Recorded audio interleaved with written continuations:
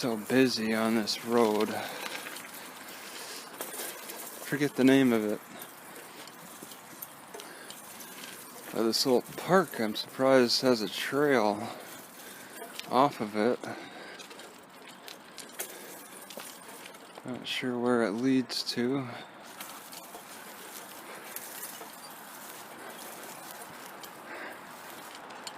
Oh no, I don't have any brakes. Oh, it's getting worse. I gotta switch hands at least. So I have one hand on a brake.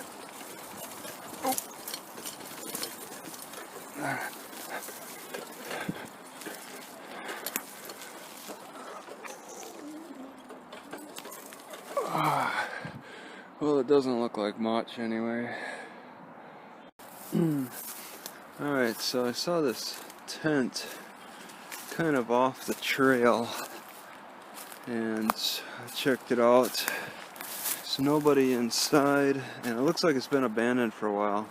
And the reason I say that is because of these needles on the chair. It just looks unmoved in quite some time. But you see, this is standard too. People will always put a tarp over their tent. It's a double layer. And this is a pretty good looking tarp. This tent doesn't look like it was abandoned too long ago. But yeah, you got the open tent with the tarp over it. Some kind of a glass vial. Yeah, it smells burnt. It's only open on one end though. I don't know how you'd smoke out of something like that. It smells burnt. And then various blankets, bottles, beer bottles, I think. Rain jacket. Garbage. This is a pretty nice looking winter coat. It's a large, which isn't exactly my size, but I might want this. In fact, I might also want this tarp too, just to have it. It's pretty protecting. There's a sign of no camping right at the park entrance. Various beer bottles and pillows. It's like, I think this person got thrown out full of water because, I mean, they would normally keep their stuff in the tent. Instead, it was thrown out. Maybe it's thrown out by, I don't know, just hikers. Out of disgust for it or something, who knows. Yeah, everything is thrown out and strewn about. It's a pillow. You know, that's not desirable. You know, the camper would want to keep their stuff inside. So there's that. The blue tarp gave it away from a distance. It's quite a bit of garbage. This looks more like a dump site. Like more of a dump site than a camping spot. A lot of glass.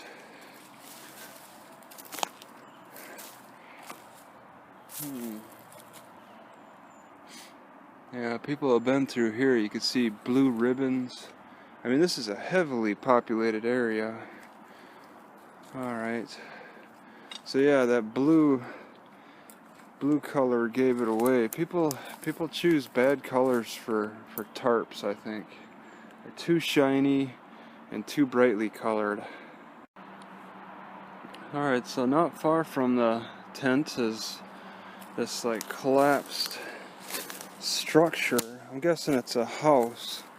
There's a pot and it looks like a toiletry. A broken toilet with moss growing out of it. Yeah, you can see kind of the red part of the tent. I've been dismantling it a little bit. It's not far from this road. The camper didn't dare make their structure right where the house structure was located. It's a little too visible, maybe. And we got another type of structure that was sitting here. So people actually might have lived here at one time, and now it's just a big pile of wood with pipes. Old wood, old pipes. I could fall through to a basement walking across this. There's just businesses up front now. Yeah, there's nails. I could easily step on a rusty nail.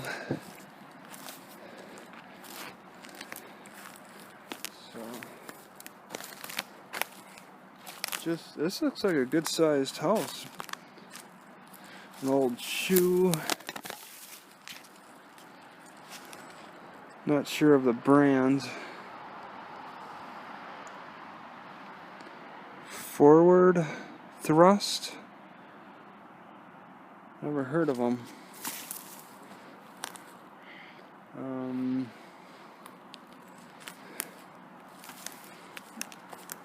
Big thick sewer pipe. Looks like it's made of clay.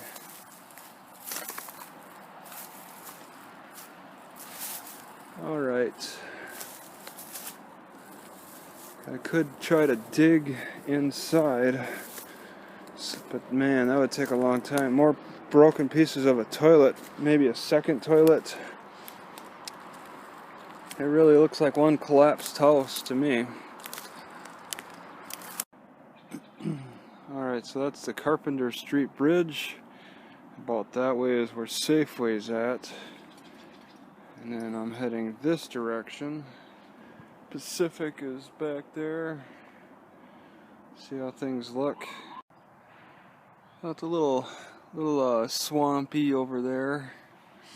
Swampy over here.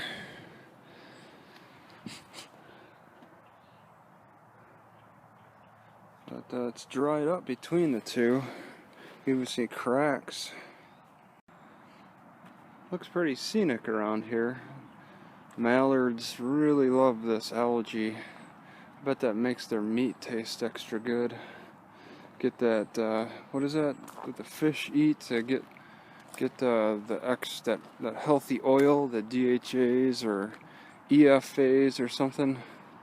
I bet mallards got that too. They eat pretty much the same thing as fish, all that algae. Okay, so I'm just going to record a little bit of this drive from the Safeway to the library. It's not that far, so what the heck. It's a very busy road at all hours of the day. Any hour you come out here. The green cross is on the right. I think they're still sticking with the medical approach, the medical policies. I thought they're supposed to change them somehow, but I'm not sure exactly how.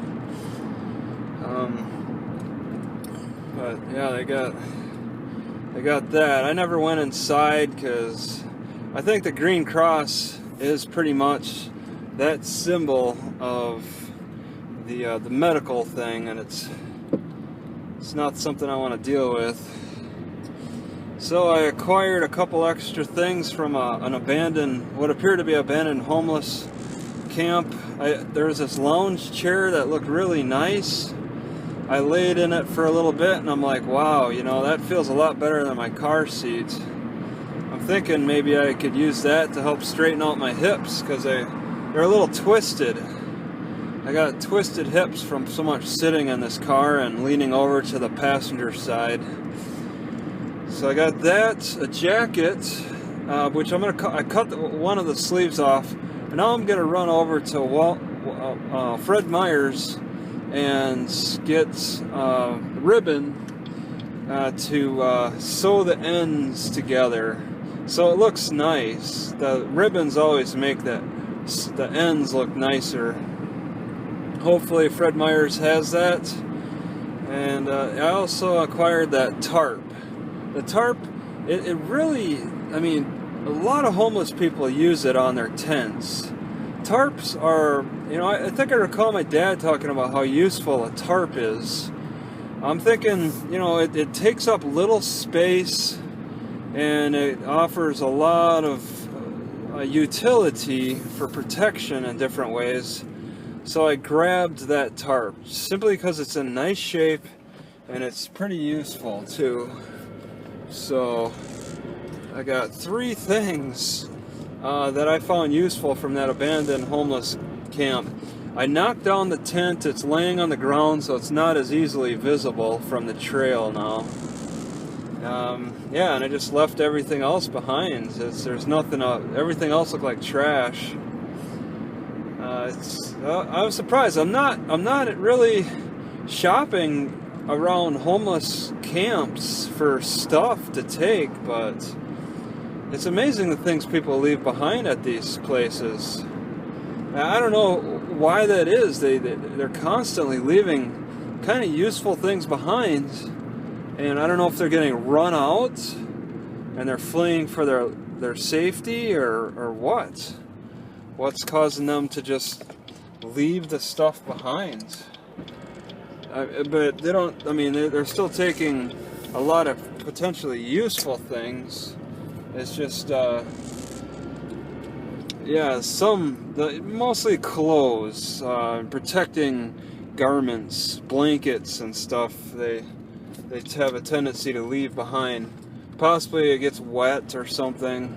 The lounge chair is a little dirty. It's full of needles and stuff and a little dirt, but I mean, I can work with that.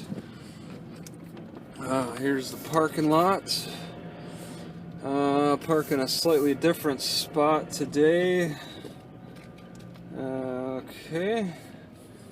And before I go into the library, I'm gonna want to go on the Fred Meyers now. Just start getting in on this vest. All right. So apparently, PFAF doesn't carry a ribbon.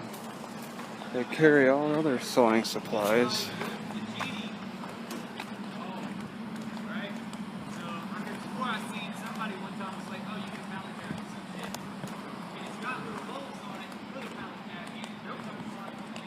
That was directed to Slater Kenny. So it's not supposed to be far. It's down. Oh yeah, it's down Slater Kenny, and then it's the Hobby Lobby. Why did I say that?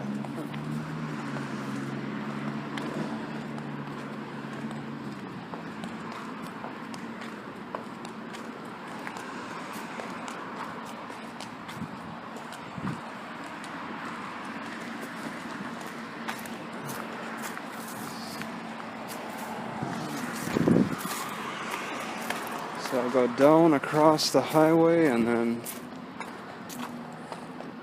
it's on Marvin.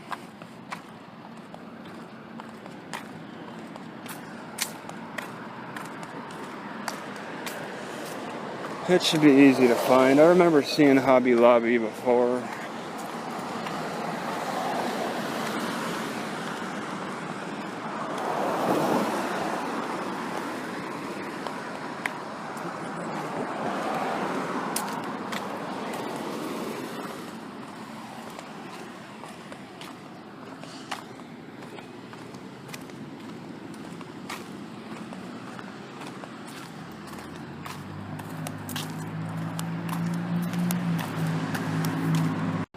Or Target might have what I'm looking for.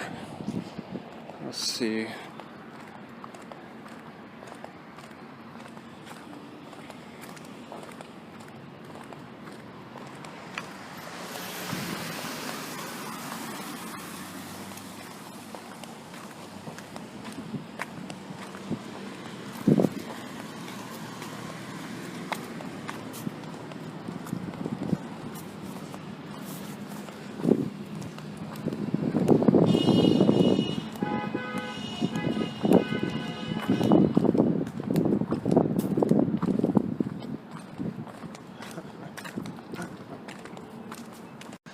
Alright, so Target does not have any kind of sewing section. I guess I have to go to Hobby Lobby.